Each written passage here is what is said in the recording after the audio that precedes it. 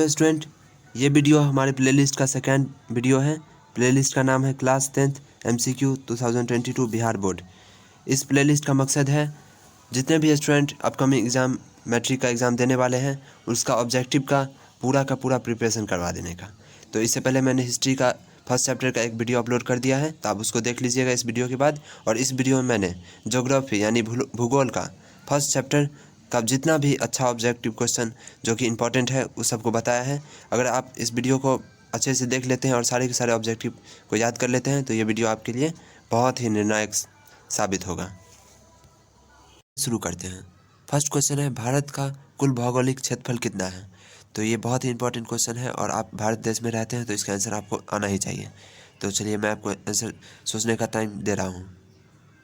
चलिए इसका आंसर है बी यानी 32.8 लाख वर्ग किलोमीटर। चलिए अब नेक्स्ट क्वेश्चन पे बढ़ते हैं। यहाँ पे देखिए, इनमें से किस राज्य में काली मृदा पाई जाती है? 4 ऑप्शन आपको दिख रहा होगा स्क्रीन पे, जल्दी से आंसर गेस कीजिए। और ये रहा आपका आंसर, गुजरात। गुजरात में काली मृदा पाई जाती है। आप स्क्रीनशॉट में ले सकते हैं ताकि बाद में आप रिवीजन कर सकें। अगला क्वेश्चन पे आते हैं। हमारा थर्ड क्वेश्चन है, सार्वजनिक स्थान पर बना मंदिर किस प्रकार का संसाधन होता है? तो यहाँ 4 ऑप्शन आपको दिख रहा है, तो चलिए इसका आंसर मैं बता देता हूँ। इसका आंसर है सी। आप बीच में वीडियो को पॉज कर सकते हैं आंसर सोचने के लिए। सी यानी राष्ट्रीय। तो यहाँ सार्वजनिक स्थान पर बना मंदिर राष्ट्रीय संसाधन होता है। चलिए आगे बढ़ते हैं। नहीं, यहाँ पे प्रिंट गलत हो चुका है, यहाँ पे सामुदायिक होगा यहाँ पे आंसर। ठीक है, सार्वजनिक स्थान पर बना मंदिर सामुदायिक संसाधन होता है, राष्ट्रीय यहाँ प्रिंट गलत हो गया है। चलिए आगे आते हैं। बिहार में कितने प्रतिशत भौगोलिक क्षेत्रों पर वन का फैलाव है? यहाँ पे 4 ऑप्शन आपको दिख रहा होगा, यहाँ पे 3 ऑप्शन, और इसका आंसर है बी 8.75%।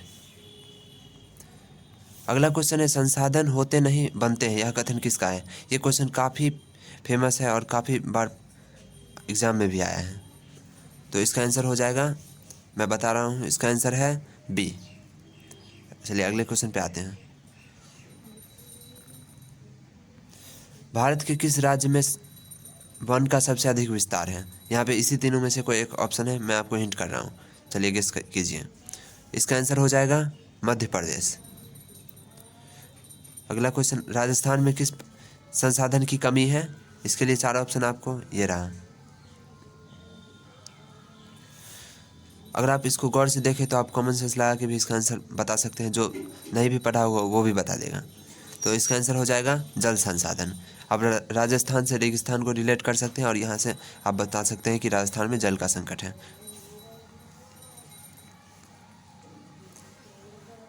अब नेक्स्ट क्वेश्चन है, मरुस्थलीय मृदा किस राज्य में पाई जाती है? ये भी वैसा ही है, तो इसका भी आंसर राजस्थान हो जाएगा। आगे बढ़ते हैं। कोयला किस प्रकार का संसाधन है? इसका 4 ऑप्शन ये रहा, आप आंसर गेस कीजिए। तो इसका आंसर हो जाएगा अनवीकरणीय, यानी कोयला एक टाइम पे ख़त्म हो जाएगा। तो अगर आपने इससे पहले का एक वीडियो नहीं देखा है जो कि हिस्ट्री का फर्स्ट चैप्टर से रिलेटेड है, और ये वीडियो तो आपको पता ही होगा भूगोल का फर्स्ट चैप्टर से रिलेटेड है, भूगोल यानी ज्योग्राफी।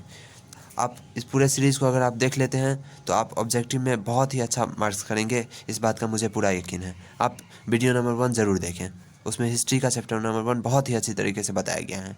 चलिए आगे बढ़ते हैं वीडियो में। स्वामित्व के आधार पर संसाधन कितने प्रकार के होते हैं?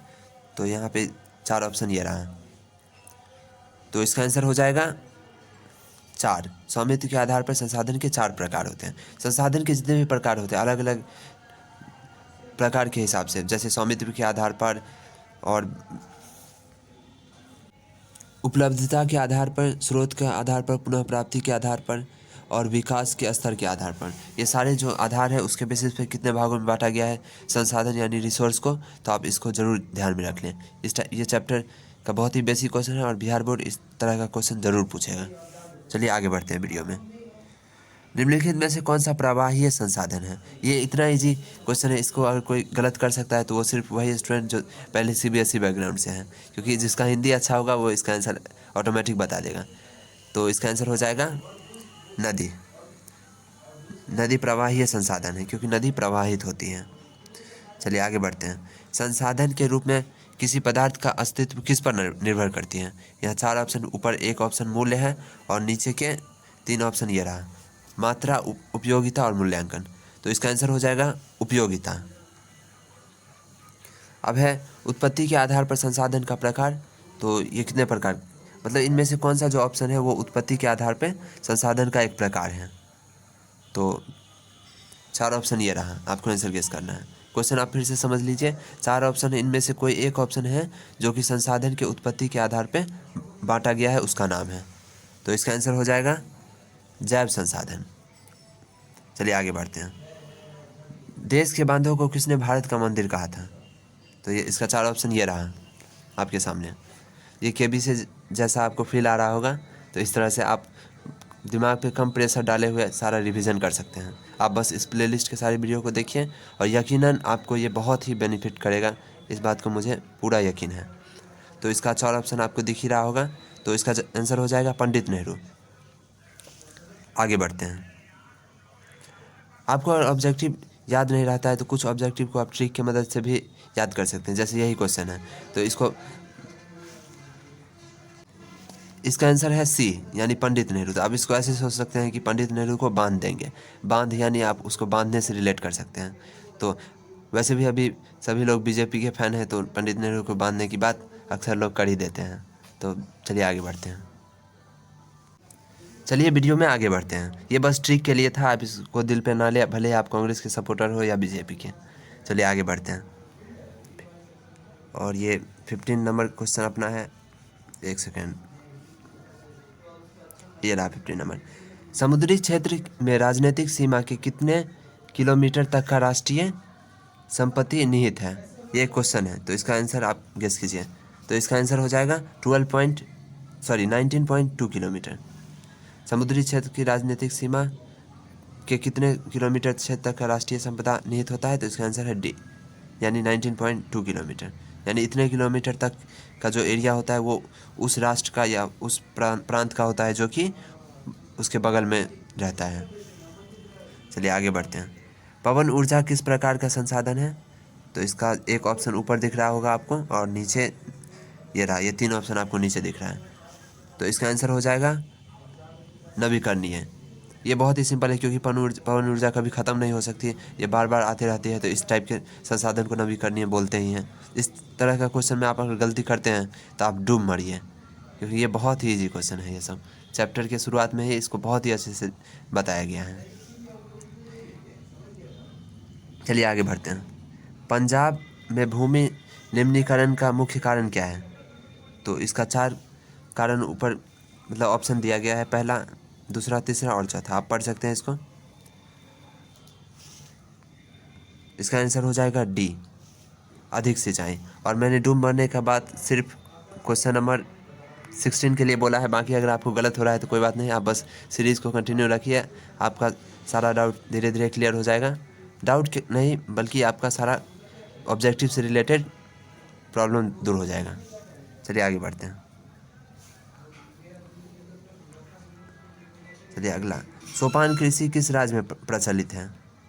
तो इसका 4 ऑप्शन आपको दिख ही रहा होगा, आप जल्दी से गेस कीजिए। तो इसका आंसर हो जाएगा डी, यानी उत्तराखंड। सोपान कृषि उत्तराखंड से रिलेटेड है। आप इसको ऐसे याद कर सकते हैं, सोपान कृषि उत्तराखंड। किसी भी तरह से आप याद कीजिए, बस याद रखिए एग्ज़ाम तक, क्योंकि एग्ज़ाम बहुत ही नज़दीक है। और अभी आप इस तरह की वीडियो देखेंगे तो आपके दिमाग में पूरी तरह से ये फिट बैठ जाएगा। आगे बढ़ते हैं। काली मृदा का दूसरा नाम क्या है? तो इसका आंसर हो जाएगा बी, यानी कि रेगुड़। रेगुड़ मिट्टी को ही काली मृदा कहते हैं। चलिए अगला क्वेश्चन है हमारा 20 नंबर। किस कमीशन ने सतत पोषणीय विकास की अवधारणा प्रस्तुत की? इसका आंसर हो जाएगा सी, बुंटलैंड कमीशन। तो ये रहा 20 क्वेश्चन। इसके अलावा भी मैं अभी रैपिड फायर की तरह जल्दी जल्दी कुछ इंपॉर्टेंट ऑब्जेक्टिव क्वेश्चन बता रहा हूँ, तो आप इसको ज़रूर देख लें। और अगर आपके पास पेन अवेलेबल है तो आप उसको लिख भी सकते हैं। तो चलिए शुरू करते हैं। चलिए, तो पहला है इस क्वेश्चन की, झारखंड के स्वर्ण क्षेत्र किस प्रकार के संसाधन का उदाहरण है? ये क्वेश्चन बहुत ही आने की संभावना है इस बार। तो इसका 4 ऑप्शन है संचित भंडार, ऑप्शन नंबर बी है ज्ञात भंडार, ऑप्शन सी भंडारित, ऑप्शन डी सामान्य।